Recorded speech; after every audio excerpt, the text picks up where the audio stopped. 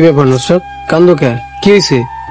কিছু না, আপনি এখন এখানে দাঁড়ায় আছেন। ভাবলাম তুমি পড়ানো শেষে এই রাস্তা দিয়ে আইবা, তাই তোমার এক নজর দেখার লাগা এখানে খাড়াই আছি। আব্বাস ভাই, এইসব পাগলামি করে কি লাভ? আপনার জীবনের গতি আর আমার জীবনের গতি দুইটাই ভিন্ন। যাই হোক, ফজরের নামাজ পড়ছেন? নুসরাত, আমি যদি নামাজ পড়ি তাহলে কি আল্লাহ আমার মনের আশা পূরণ করবো? আল্লাহ নিশ্চয়ই পূরণ করবেন, ইনশাল্লাহ। বাবা কই যাস? আমার নামাজে যাই। আচ্ছা মা, নামাজে যাই তাহলে। হ্যাঁ যা, কিন্তু সোজা বাড়িতে চলে আসিস। কিরে আব্বাস, কি হইছে তোর? কই গেছিলি? নামাজ পড়তে গেছিলি নাকি? নামাজ পড়ে আসলাম। তোরা কেমন আছিস? ভালোই আছি। কি ব্যাপার, তুমি আমার কল ধরো না কেন? হ্যাঁ, আমি কার কল ধর্ম আর কার কল ধর্ম না, সেটা একান্তই আমার ব্যক্তিগত। ওই আব্বাসের সাথে তোমার কিসের সম্পর্ক?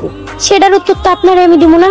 তোর এই পরিবর্তন দেখা বাবা আমার পরানটা জুড়িয়ে যায়। আম্মা, কাল বাজারের লিস্টের টাকাটা আমারে দিন, আমি বাজার করবো না। আব্বা, আপনার ব্যবসায় কিভাবে সাহায্য করতে পারি যদি একটু কইতেন।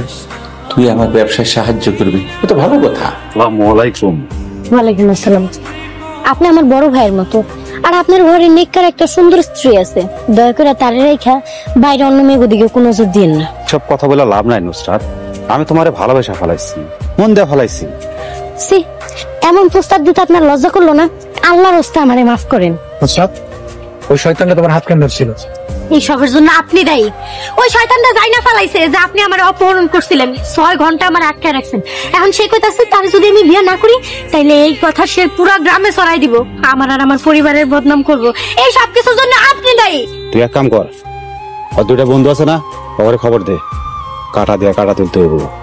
এমন প্ল্যান করমু আব্বাস কর। সালাম আলাইকুম। ওয়ালাইকুম আসসালাম। আপনার পরিবর্তন দেখে আশ্চর্য হয়েছি। হুজুর, নামাজ তো পড়ি, কিন্তু আল্লাহর দরবারে নামাজ কবুল হয় কিনা কেমনে বুঝুম? আসসালামু আলাইকুম। ওয়ালাইকুম আসসালাম। আপনার এই নিয়ে খুব টেনশন লাগতেছে। আজকে আপনি যেই কাণ্ড করছেন, শিপন ভাই দেখেন এটার প্রতিশোধ নিব। আপনি সাবধানে থাকেন। সাবধান করার জন্য ধন্যবাদ।